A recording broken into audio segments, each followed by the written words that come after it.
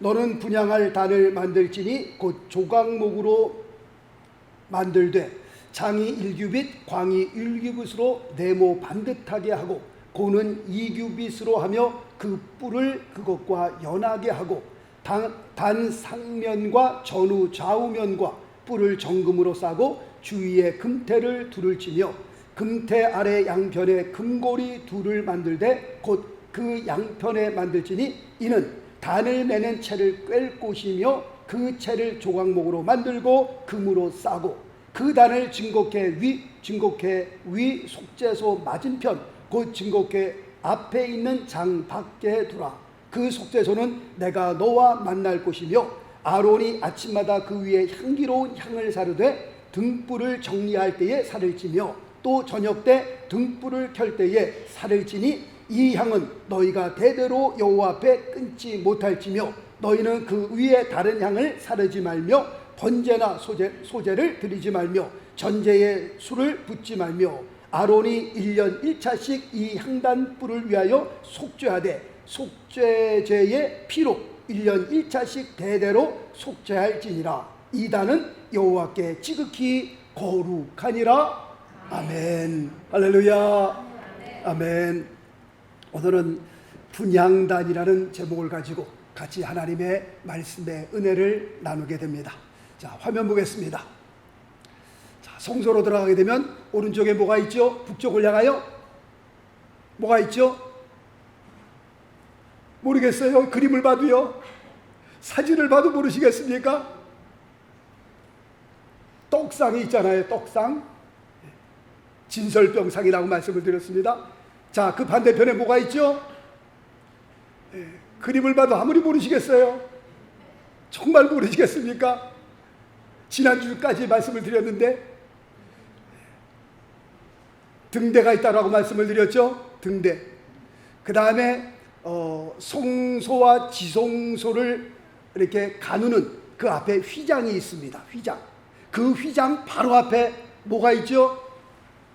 오늘 같이 말씀을 나눌 분향단이 있습니다. 분향단. 예, 분향단이 그 앞에 놓여 있는 것을 보게 됩니다. 자, 다음 화면 보겠습니다. 자, 분향단을 확대한 겁니다. 먼저 분향단의 크기는 가로 세로를 1규빗 하게 만들라. 자, 1규빗이면 말씀드렸잖아요. 어른 팔꿈치서부터 장지까지 약 45cm 정도 된다라고 말씀을 드렸습니다. 그래서 분향단의 크기는 가로 세로 1규빗, 다시 말씀드리면 45cm 정사각형 모양으로 만들라라고 말씀하고 있고요. 그 다음에 높이는 2규빗으로 하라. 2규빗은 2배니까는 45cm의 2배니까 90cm 정도 된다라고 보시면 될 것 같습니다. 그리고 분향단은 조각목으로 만들어라. 이 조각목은 아카시아 나무가 되겠습니다. 그리고 오늘 말씀해 보니까 사면에 뿔을 만들고 또 뿔이 있었던 것이 있었죠. 성막 문으로 들어오게 되면 제일 먼저 놓였던 것이 번제단이었습니다. 번제단에도 사면에 뿔을 만들라라고 말씀했는데 오늘 분향단에도 보니까는 뿔을 사면에 만들라. 그리고 정금으로 싸고 주위에 금태를 두르라 라고 성경이 말씀하고 있습니다. 그 후에는 양면에는 금고리 두루를 만들고 거기에 채를 꿰어 어깨에 매어 운반하게 하라 라고 하는 것이 오늘 읽어드린 말씀의 내용입니다. 여기서 한 가지 더 말씀을 드린다면 출애굽기 30장 34절로 38절까지 말씀해 보면 향을 만드는 재료들과 그 재료들을 가지고 어떻게 향을 만들어야 할 것을 설명하고 있습니다. 그렇다면 오늘도 분향단을 통하여 우리에게 들려주시는 하나님의 음성은, 하나님의 메시지는 무엇입니까? 라는 질문에 오늘도 우리에게 분향단을 통해서 하나님께서 우리에게 들려주시는 가장 중요한 메시지는 기도다라고 말씀을 드릴 수 있습니다. 오늘 읽어드린 7절과 8절 말씀에 보면 매일 아침마다 그리고 저녁 때 아론에 의해 올려지는 그 향연은 이스라엘 백성의 기도가 되어 하나님께 상달된다는 그런 의미를 가지고 있는 겁니다. 무슨 말씀인지 이해하시겠죠? 모르시겠습니까?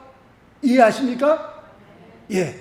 다시 말씀을 드리면 아침과 저녁으로 아론이 그 향을 올려드리는 그 향은 이스라엘 백성의 기도가 되어 하나님 앞에 상달된다라고 하는 그런 의미가 분향단에 있다라는 것을 말씀을 드리는 겁니다. 자, 우리 성경 누가복음 1장 말씀을 찾아가 봅니다. 자, 성경 누가복음 1장을 한번 좀 펴시길 바라겠습니다. 누가복음 1장 8절 말씀부터 11절까지 제가 봉독해 올립니다. 누가복음 1장 8절로 11절까지의 말씀.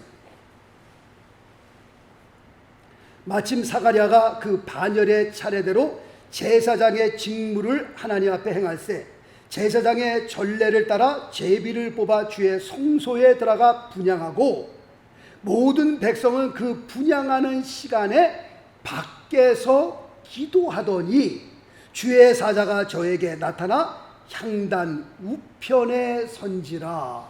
여기서 주의 사자는 천사를 가리켜 말씀하는 겁니다. 자, 오늘 읽어드린 누가복음 1장 8절로 11절까지의 말씀 보니까 제사장 사가랴가 성소에 들어가서 분향하는 그 시간에 백성들은 밖에서 무엇을 하더라? 기도하더라. 밖에서 분향하는 시간에 기도하더라 라고 그렇게 기록되어 있습니다. 오늘 이 말씀을 오늘날로 해석을 한다면 주일날 이렇게 하나님 앞에 예배를 드리는데 우리 성도를 대표해서 하나님 앞에 드리는 대표 기도와 같은 겁니다. 그러므로 성도를 대표해서 그 분향단 앞에서 향연을 드리는 것처럼 하나님 앞에 기도를 올릴 때에 의자에 앉아 계신 성도님들은 뭘 하셔야 되는가요? 분향단에 향연이 올라갈 때 백성들은 밖에서 무엇 하더라? 기도하더라. 교회를 대표해서 그 단에서 하나님 앞에 기도로 향연을 올릴 때 성도님들은 앉아서 무엇 하시더라? 주무시더라? 안 되는 겁니다. 어떤 분은요, 대표 기도하는 시간은 아예 그냥 주무시는 시간으로 그냥 정해놓으신 분도 있어요. 그냥. 아, 대표하든 기도하는 시간은 내가 잠자는 시간. 어떤 분들은 코 고시면서 주무세요. 자기 코 고는 소리에 또 깨시는 분도 계시고 또. 교회를 대표로 해서 그 단에서 하나님 앞에 향을 올릴 때 우리 성도님들은 그 기도와 함께 기도하셔야 되는 겁니다. 백성들이 그 향유를 하나님 앞에 올릴 때 밖에서 기도했던 것처럼 그냥 멍하니 계시면 안 되는 거예요. 죽으시면 안 되는 겁니다. 대표로 기도할 때 그 대표 기도와 함께 기도하고 그 다음에 또 그 기도에 아멘으로 화답해 주셔야 되는 겁니다. 그 기도가 그래야 하나님 앞에 올라간다라고 하는 그런 의미를 가지고 있는 겁니다. 아멘이십니까? 예. 다음 주를 한번 보겠습니다. 정말 기도하실 때 주무시는지 아니면 같이 기도하시는지 그리고 그 기도에 아멘으로 화답하시는지 한번 보겠습니다. 자, 말씀 볼까요? 시편 141편 1절과 2절 말씀 보니까 나의 기도가 주의 앞에 분향함과 같이 되며 나의 손드는 것이 저녁 제사같이 되게 하소서. 다윗의 기도입니다. 이 다윗의 기도를 보니까 우리가 하나님을 향하여 두 손을 높이 드는 것, 이것을 하나님께 드리는 제사로 표현하고 있더라고요. 아, 그러면 우리가 하나님 앞에 예배 드릴 때 두 손을 높이 드는 것, 이 두 손을 높이 드는 것에 큰 의미가 있구나. 다윗은 하나님을 향하여 두 손을 드는 것, 이 두 손을 드는 것이 하나님 앞에 제사를 올려드리는 것과 같은 의미로 기도하고 있고요. 그 다음에 우리가 하나님 앞에 드리는 기도는 하나님께 분향하는 것과 같이 되게 하소서. 그러니까 그 분향단 앞에서 아침과 저녁으로 향을 올리는 것이 무엇과 같게 하소서? 기도하는 것과 같게 하소서. 그러므로 다윗은 그 기도와 그 분향을 똑같은 위치에서 보고 해석한 겁니다. 그리고 기도한 겁니다. 기도가 곧 뭐예요? 분향단 앞에서 향을 올리는 것이고요, 분향단 앞에서 향을 올리는 것이 곧 뭐예요? 기도다라고 다윗은 말하고 있는 겁니다. 그러므로 분향단 앞에서 올라가는 그 향은 곧 우리의 기도요, 우리가 하나님 앞에 기도를 올리는 것은 그 분향단 앞에서 향연이 올라가는 것이다 라고 하는 똑같은 의미가 있는 겁니다. 말씀 보겠습니다. 요한계시록 5장 8절, 내 생물과 24장로들이 어린 양 앞에 엎드려 각각 검은고와 향이 가득한 금 대접을 가졌으니 이 향은 뭐예요? 성도의 기도들이라 라고 말씀하고 있습니다. 요한계시록에도 보니까는 그 분향단 앞에서 올리는 것이, 올라가는 그 향연이 바로 우리 성도들의 기도구나 라는 것을 여기서 알 수 있습니다. 자, 그 다음 절 요한계시록 8장 3절 말씀 보니까 또 다른 천사가 와서 제단 곁에 서서 금향로를 가지고 많은 향을 받았으니 이는 모든 성도의 기도들과 합하여 보좌 앞 금단에 올리고자 함이라. 하나님의 보좌까지 올리고자 함이라 라고 말씀하고 있는 것을 보게 됩니다. 아까 우리가 누가복음 1장을 읽었잖아요. 누가복음 1장에 보니까 모든 백성은 사가랴가 성소 안에서 분향을 드리는데 밖에서 기도하더라 라고 말씀하고 있습니다. 그리고 그 다음 절 말씀에 보니까는 주의 사자가 저에게 나타나 향단 우편에 선지라. 주의 사자가 뭐라고 그랬죠? 천사라고 말씀을 드렸죠. 그러니까 사가랴가 하나님 앞에, 분향단 앞에서 하나님 앞에 향을 오르는데 주의 사자가, 천사가 향단 우편에 섰더라 말씀하고 있습니다. 여기에는요 굉장히 큰 의미가 있는 겁니다. 왜 천사가 향단 우편에 섰을까? 우리가 우리의 기도를 가지고 하나님의 그 보좌 앞으로 그 기도를 그 기도를 가지고 올라가기 위해서 천사가 향단 우편에 선 것입니다. 그렇다고 할 것 같으면 하나님의 보좌는 어디에 있습니까? 성경에 보니까 하늘과 하늘들의 하늘이라도 라고 기록되어 있잖아요. 하나님의 보좌는요 하늘과 하늘들의 하늘 위에 있는 겁니다. 우리가 이렇게 하늘을 쳐다보면 그 하늘, 그게 그냥 하늘이에요. 그런데 그걸로 끝나는 것이 아니라 그 하늘을 뚫고 넘어가면, 대기권을 넘어가게 되면 또 하늘들이 있는 겁니다. 말씀을 드리잖아요. 은하계가 있다고. 은하계가요 어마어마하게 큽니다. 우리가 상상도 못할 정도로 그 어마어마한 은하계가요 이 천체 안에 과학자들이 발견된 것만 몇 밀리언, 2밀리언이니까 3밀리언 이상입니다. 그러니까 은하계와 은하계 사이에 하늘이 있잖아요. 그러니까 성경이 보면요 기가 막힌 겁니다. 이게 그 몇천 년 전에 어떻게 이런 걸 알았을까? 대기권을 벗어나면요 하늘과 하늘들의 그 다음에 또 하늘이 있다니까요. 상상이 안 가시죠? 그 위에 하나님의 보좌가 있는 겁니다. 그러면 그 향단에서 우리가 기도를 하면 그 기도가 이제 하나님의 보좌 앞으로 올라가는데 빛이 얼마나 빠르냐면 1초에 빛의 속도가 지구를 7바퀴 반을 돈다고 그러잖아요. 그러니까 빛이 굉장히 빠른 거예요? 안 빠른 거예요? 빠른 거죠. 1초에 지구를 7바퀴 반을 도니 상상을 해보세요. 얼마나 빠른가. 그런데 그 빛의 속도로 하나님 앞에 보좌까지 가려면은요, 이거는요, 몇억 광년이 걸려요. 빛의 속도가 그렇게 빠른데 여기서 우리가 기도를 드리면 하나님 앞에 보좌에까지 올라가려면요, 억 광년이 걸린다니까요. 그러니까 우리가 여기서 기도하잖아요. 하나님, 막 기도 제목으로 기도하잖아요. 지금 기도를 하고 나면 우리가 죽고 또 죽고 또 죽고 또 죽고 또 죽고 또 죽어도요, 계속 가고 있어요. 하나님 보좌 앞으로 지금도 가고 있는 거예요. 아유, 이게 언제 나갈래나?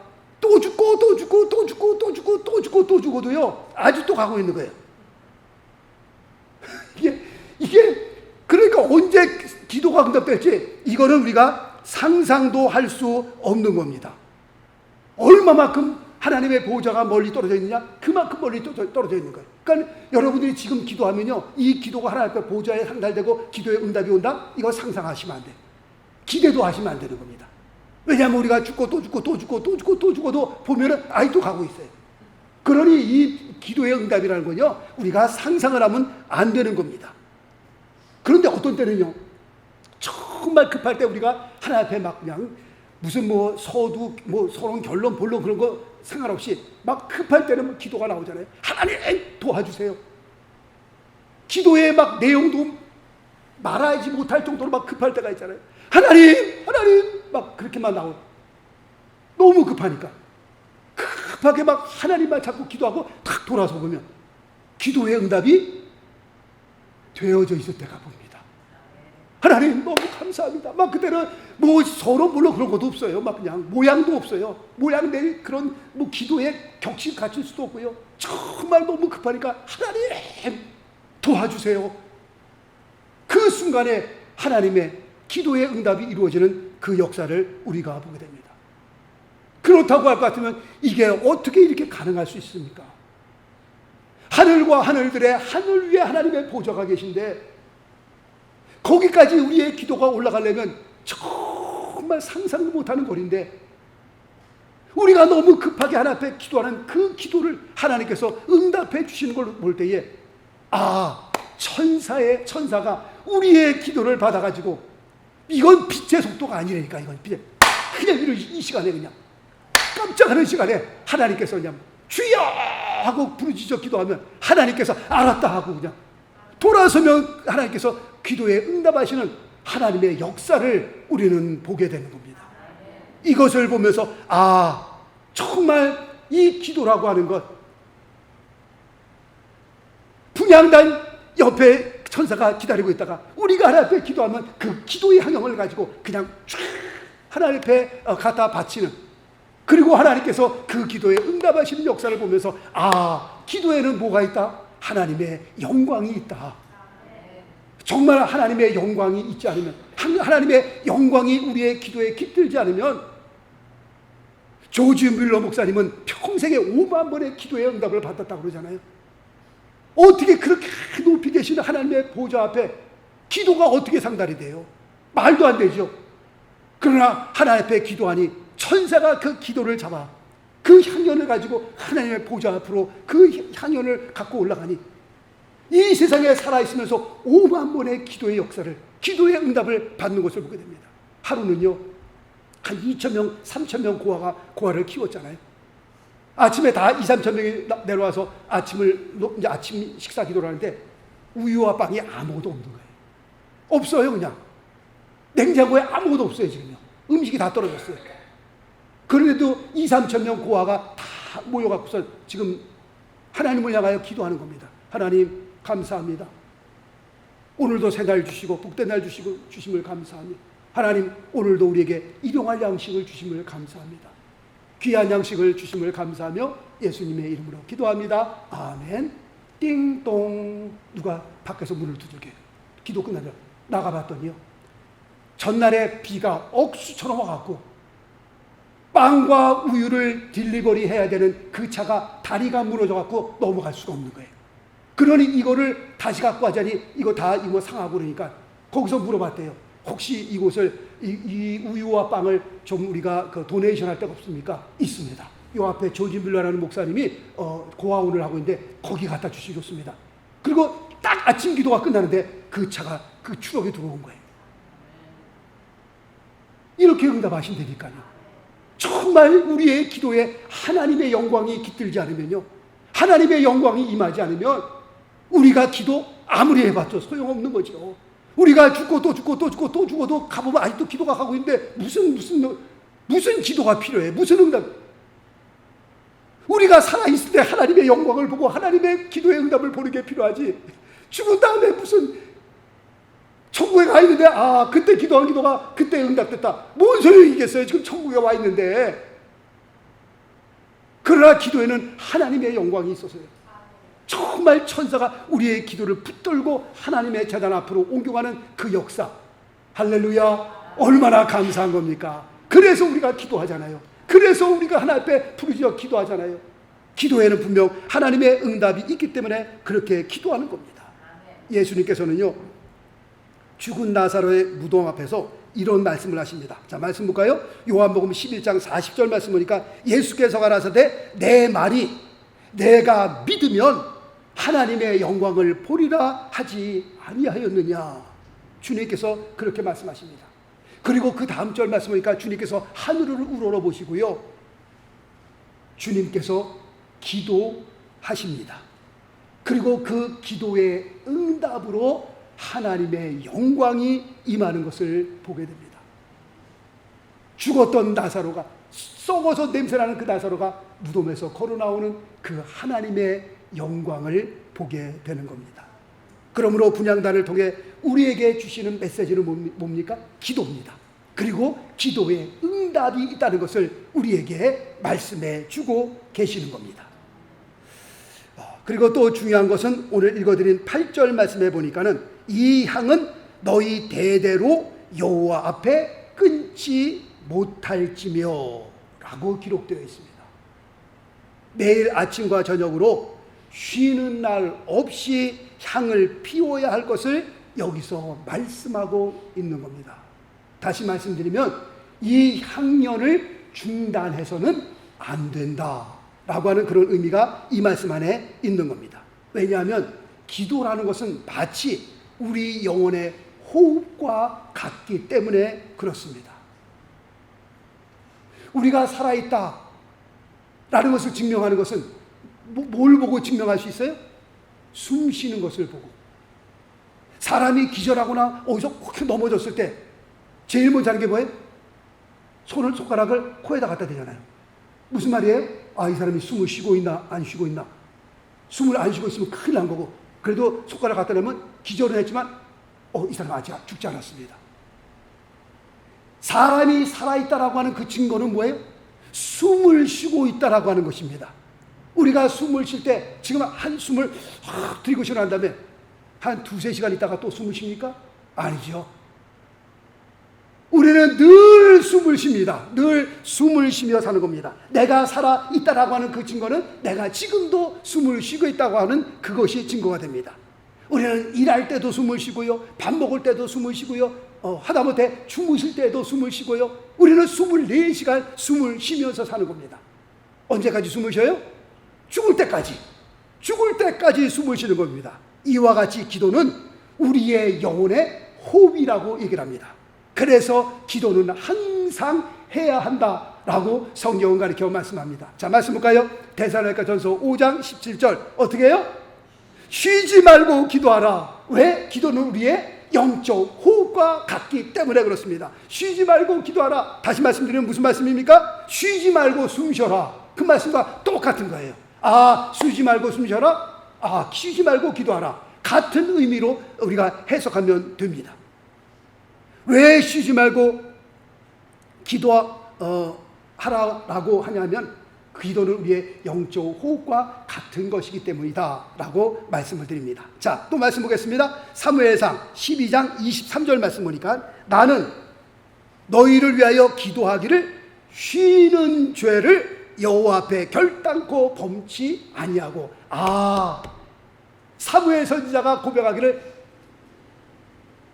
기도를 쉬는 것은 무엇하는 것 같다? 하나님 앞에 죄를 범하는 것과 같다.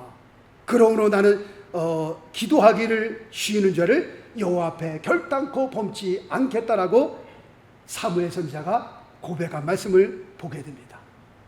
자, 그리고 마지막으로 기도에 대한 또 하나의 중요한 교훈이 있는데요. 자, 말씀 보겠습니다. 출애굽기 30장 37절 말씀 보니까 내가 만든 향은 여호와를 위하여 거룩한 것이니 그 방법대로 너희를 위하여 만들지 말라. 무슨 뜻입니까? 만든 향은 하나님을 위한 거룩한 것이니 너희들 마음대로 만들어서는 안 되는 것이다 라고 하는 그런 의미가 있습니다. 하나님 앞에 올리는 기도의 향은 내가 하고 싶은 대로, 내가 만들고 싶은 대로, 내 마음대로 하는 것이 아니다 라는 것을 말씀을 드립니다. 성경은 우리가 아무리 기도해도 응답되지 않는 기도에 대해서 말씀하고 있습니다. 자, 예를 들어서 말씀 볼까요? 야고보서 4장 3절 말씀 보면 구하여도 받지 못함은 정욕으로 쓰려고 잘못 구함이니라. 기도의 응답이, 내가 아무리 기도해도 기도의 응답이 안 되는 것이 있는데 그것은 내가 잘못 구하기 때문에 그렇구나. 어떻게 해요? 내 정욕을 위해서 잘못 구하기 때문에 하나님께서 기도에 응답하지 않으시는구나. 아무리 구해도 그 기도에 응답되지 않는 것이 있다라고 성경을 가르쳐 말씀하고 있습니다. 그러면 우리가 어떻게 기도해야 합니까? 저 말씀 볼까요? 요한일서 5장 14절 말씀 보니까 그를 향하여 우리의 가진 바 담대한 것은 이것이니 그의 뜻대로 무엇을 구하면 들으시리라. 할렐루야. 그의 뜻대로 무엇을 구하면 들으심이라. 자, 예수님께서 겟세마네 동산에서 그 본을 우리에게 보여주셨습니다. 자, 말씀 볼까요? 마태복음 26장 39절 말씀 보니까 그러나 나의 원대로 마옵시고 아버지의 원대로 하옵소서. 예수님께서 우리에게 본을 보여주신 겁니다. 그러므로 기도라고 하는 것 오해하시면 안 돼요. 하나님의 뜻을 내 뜻에 맞추는 것이 기도가 아닙니다. 기도라고 하는 것은 내 뜻을 하나님의 뜻에 맞추는 것, 그게 기도입니다. 말씀드리잖아요. 신앙생활이라고 하는 것이 내 마음대로 하면 그게 신앙생활입니까? 그게 신앙생활이 아니죠. 믿음생활이라고 하는 것은 여태까지 주님을 만나기 전까지는 내 마음대로 살았어요. 내가 하고 싶은 대로 살았어요. 내 뜻대로 살았습니다.